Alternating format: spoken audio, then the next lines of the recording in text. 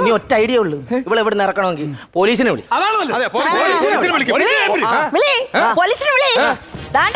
Selfie എടുത്തതിന്റെ തെളിവെല്ലാം എന്റെ മൊബൈലുണ്ട്. എന്റെ ഭർത്താവാണെന്ന് തെളിക്കുന്ന എല്ലാ തെളിവും എന്റെ ഉണ്ട്. വിളിക്കേ, എനിക്ക് കാണണം. പിന്നെ പോലീസിനെയൊക്കെ വിളിക്കണത് കൊള്ളാം. അങ്ങനെ എന്തെങ്കിലും സംഭവിച്ച ഈ ഉത്തരത്തിൽ കെട്ടിത്തൂങ്ങിയ ചാവും. എന്തിനാണ് ഇതിന്റെ മേലെ കയറി പിടിക്കാൻ പോണത്? നിങ്ങൾ എവിടെ ഇറങ്ങി? മുതലാളി വന്നാൽ എന്റെ ജോലി പോകുന്നു. നിങ്ങൾ ഇറങ്ങി വിടുന്നു. നിങ്ങൾ ഇവിടെ ഇറങ്ങി അങ്ങോട്ട്. നിങ്ങളെ പ്ലീസ്. അയ്യോ ഇങ്ങോട്ട് ഇവനെയാണോ നീ സ്നേഹിച്ചത്? 6 കൊല്ലം പ്രേമിച്ച ഇവനെയാണോന്ന്? ഇവനെയാണ് അവന്റെ ഭാര്യ താ നിൽക്കുന്നു. 12 കൊല്ലം പ്രേമിച്ചിട്ട് കെട്ടിയതാണ്. അയ്യോ അവളെ തന്റെ തോന്നിക്കുന്ന ഒരുത്തൻ കണ്ടാ. അയ്യോ മാമ,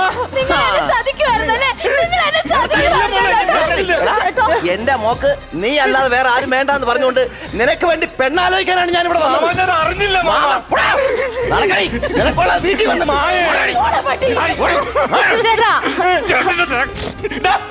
എന്തെങ്കിലും ചെയ്തോണ്ട് ഞാൻ നിന്നെയാണ് അവക്ക് വേണ്ടത്. ഞാനെന്താ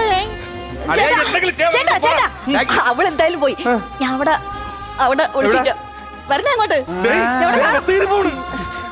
ഇതെന്തെങ്കിലും തീരുമാനം ഉണ്ടാക്കണം. എന്റെ ജോലി വരയ്ക്കണ കേസാണ്. അളിയ, ഞാൻ ഇപ്പോഴാണ് ഒരു കാര്യം ആലോചിച്ചത്.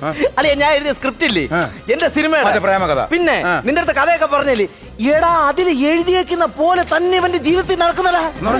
എടാ അതായത് ഇതില് ഞാൻ എഴുതിയ സ്ക്രിപ്റ്റ് ഇല്ലേ, അതിൽ നായകൻ കല്യാണം മുടക്കാൻ വേണ്ടി വേറൊരു പെണ്ണിനെ കൊണ്ടുവരുന്നു. ആ പെണ്ണ് ഇവന്റെ തലയിലാവുന്നു. അത് തന്നെ മറ്റുള്ള വേറെ കെട്ടിച്ചുവിടുകയും ചെയ്യും. പിന്നെ അതുപോലെ തന്നെ നിന്റെ കഥയായത്. അതിനുശേഷം നായകൻ എന്ത് പറ്റിയെന്ന് പറയടാ.